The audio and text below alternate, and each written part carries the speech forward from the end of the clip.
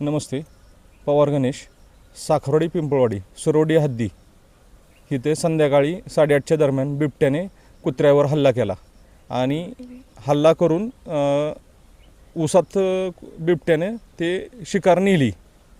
हे कुणी पाहिलं म्हणजे किती वाजता? कुत्र्याचा आवाज झाला मोठा. मोठा आवाज आला. जगन्नाथ इंगळे यांचं एक मोठं कुत्र बर रात्री 9च्या सुमारास हा. कुत्र्याचा प्रचंड आवाज येत होता. आपण अंधारात काय कळत नव्हतं.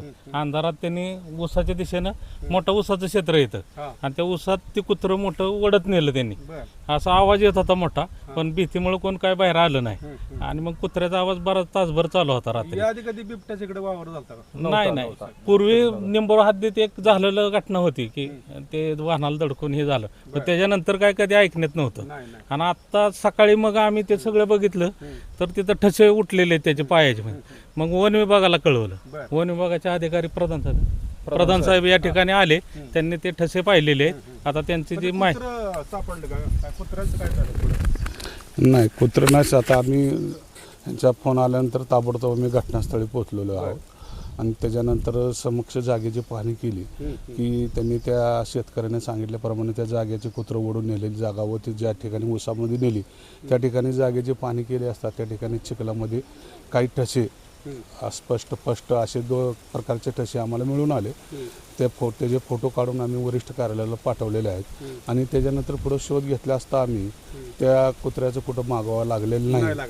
हां, तर वरिष्ठ अधिकाऱ्याकडून आम्हाला बिबट्या आहे का तरसाचा आहे अशाबाबत आम्हाला कन्फर्म झाल्यानंतरच आम्हाला कसं बघितल्यानंतर तुम्हाला काय वाटतं बिबट्याचं? असं काही सांगता येणार नाही. यापूर्वी सुद्धा या भागामध्ये स्थानिक चौकशी केली असता यामध्ये बिबट्या हे इकडं असं आढळून प्राणी आलेलं नाही किंवा कुठल्या वन्य प्राण्यावर किंवा मानवजातीवर हल्ला झालेला नाही. तरी लोकांना आम्ही या ठिकाणी येऊन लोकांना जागृत केलेलं आहे की संध्याकाळी 6 नंतर घराबाहेर पडू नका, उजेड ठेवा, आवाज करा, गाणे लावा, शिवारामध्ये फिरताना एकटं न फिरता काठीचा आवाज करा, घुंगराचा आवाज करून शेतामध्ये जाताना दक्षता घ्यावी, एकटं न फिरता समूहानं फिरावं आणि ज्या ठिकाणी अंधार असेल तिथे एक उजेडचा बल्ब ठेवावा आणि दक्षता करून त्याबाबत जनजागृती आम्ही केलेली आहे. या ठिकाणी माझ्यासोबत आहेत साखरवाडी ग्रामपंचायतीचे माजी उपसरपंच. काय तुम्हाला वाटतं बिबट्या असेल इथं? रात्रीचं ते ठशावरनं तर एक अंदाज येतोय आणि साहेबांना पण ते बघितलेले ते म्हणले ज्यावेळेस ते ठशाचं प्रत्यक्ष साहेब आता आणखीन पाहणी करतील आणि पाहणी केल्यानंतर मग प्रत्यक्ष कशाचे ठसे आहेत ते पाहिल्यानंतरच त्याची माहिती समजेल. तसं आत्ताच लगेच काय सांगता येणार, पण सदृश आहे. कुत्र्याच्या गट्ट्यावरून हा, कुत्रं बरंच मोठं कुत्रं 20-25 किलोचं तरी अंदाजे कुत्रं असेल. मोठं पाहिलं तर कुत्र्याचे वन आहे तिथं, ते ठसे आहेत अस्पष्ट काय ठसे आहेत. अजून पुढचे आता जे तपास करतील त्यावेळेस समजेल अजून आणखी माहिती.